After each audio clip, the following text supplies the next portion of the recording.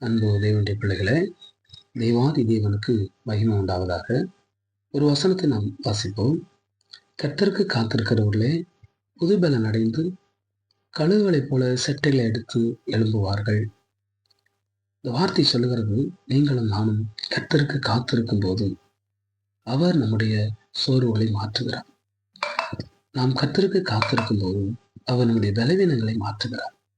கர்த்தருக்கு காத்திருக்கும் போது அவருடைய சூழ்நிலைகளை மாற்றுகிறார். இந்த உலகத்தில் இருக்கிற ஜனங்கள் எல்லாரும் அவரவர் தங்கள் காரியங்களை பார்த்து கொண்டு போய்கொண்டே இருப்பார்கள். நீங்களும் நானும் பலவீனப்படும் போது நமக்கு உதவி செய்ய ஆண்டவர் ஒருவரே இருக்கிறார்.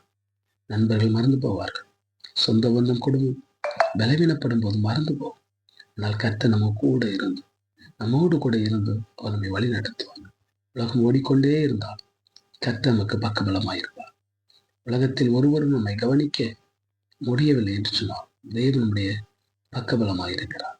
அவர் கூப்பிடுகிற காக்கை குஞ்சுகளுக்கு பதில் தருகிற தேவனாக இருக்கிறார்.